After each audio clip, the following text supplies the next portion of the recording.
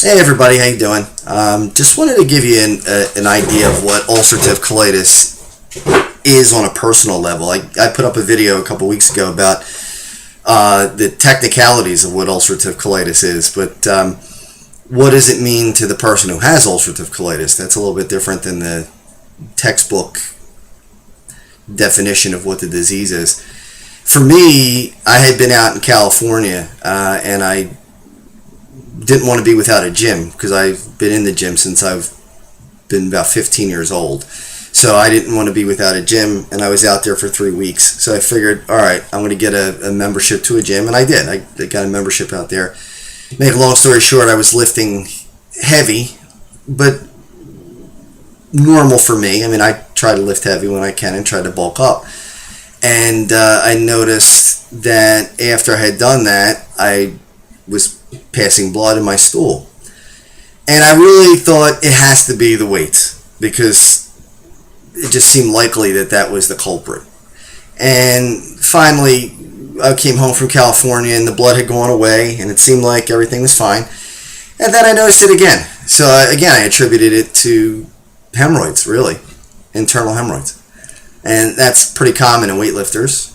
So I didn't think anything of it, and it would go away, and it would come back. And finally, I went to my family doctor, and he took a look, and he said, "Yeah, you have internal hemorrhoids." So I was pretty confident that that was all that this was going to be. It wasn't going to be a big deal, just something you have to deal with if you want to lift weights. But the blood started to become more frequent, and it didn't seem like it was just when I was lifting weights. So I went, I'll never forget the date. It was December 8th, I almost forgot it there, December 18th, 2002. And I went to a doctor and proctologist, and he took a look with a sigmoidoscopy. And it turned out that at first everything seemed okay. He said, yeah, he confirmed what my family doctor said, that it was just hemorrhoidal. And that was just what it was. And the test was almost over. And I remember him turning to his assistant and saying, let's just take a look a little bit higher. And I guess with the scope, he went up a little bit higher, and he kind of paused. And I felt beads of sweat start to fill up on my forehead, and I was nervous. And I thought, man, what did he find? And he told me, he said, we found ulcerative colitis. And I remember saying to him, what's ulcerative colitis? Is it the same as Crohn's disease? Because I had heard of Crohn's. And he said it's very similar to Crohn's disease. And immediately he gave me a prescription for Asacol, which is one of the first lines of treatment for ulcerative colitis. Then he also told me to go to get a colonoscopy, which is going through the whole colon instead of just the sigmoidoscopy, which is only part way. And that was to confirm everything and to take biopsies. And it turned out that was December 22nd, the colonoscopy. That confirmed that I did have ulcerative colitis. And from that point forward, it was just a downward spiral. I don't know for certain, but I think the Asacol actually exacerbated the problem. I think that the colitis got worse from the Asacol, which I have read can happen. And it seemed to happen for me. The Asacol made me very sick. I wound up with pancreatitis from the Asacol and then some other medication called Pantasa. I also wound up with kidney stones from dehydration. So really, 2002, the end of 2002, I was about 195 pounds. And by the time I was put into the hospital in March of 2003, I was down to 147 pounds. And there was constant blood, constant diarrhea. I couldn't eat, impossible to eat. I remember I was still living at home at the time. Mom and Dad buying everything they could think of. They bought terrible food, anything that I would eat, fried chicken, hamburgers from Burger King, things that I would like. We tried BLTs. We tried anything. Tried tuna fish. I just couldn't get any food down. Hot dogs, anything. I remember dehydrating a couple of times, and Mom wanted to take me to the hospital in the middle of the night, and I told her I wasn't going. And I was able to convince her to keep me home, and I just started to drink. And I just remember the thirst was unbelievable. I couldn't quench my thirst no matter how much I drank. It was amazing. Never felt that before. I couldn't pour the liquid down my throat fast enough. And the faster I pumped it in, the faster it pumped itself out. And by the time, like I said, we got to March of 2003, it was pretty much, I had to be hospitalized, and I was.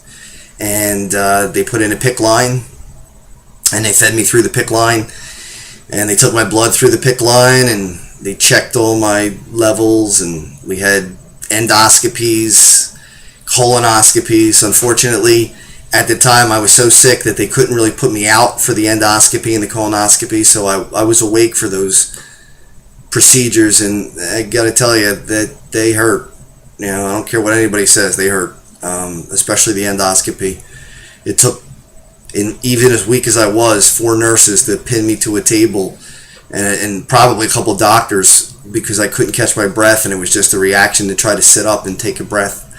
So it was pretty bad. I did need several blood transfusions, and it took 7 days, but I got my weight up from 147 to 172. But I had to go on prednisone for a while, and quite honestly, I've had good times and bad times since 2003, but never really have been in remission. I mean, the disease has always been a part of my life ever since December 18th, 2002. And I want to get it out of my life. I don't know if I'm going to go through with the surgery or not, but I want it out of my life. I whether it's through medication, diet, and medication, or if I need the surgery. I hope I don't, but I want to destroy this disease. It's something that's it's not fun. I told people before, they say, what's it like to have a disease that is chronic? And in some ways, it's like being on a plane that's crashing. You wish you weren't there. You would do anything to not be on that plane. You'd rather be in the Taco Bell in the airport. You'd rather be in the hotel room. You'd rather be sitting in on a chair waiting for your flight that's been delayed. You do anything not to be inside that airplane because it's going down and you know it's going down. Well, that's what it's like being sick. You can't do anything about it. You can't run away from it. You can't hide from it. You can't go to sleep and have it go away. None of that stuff.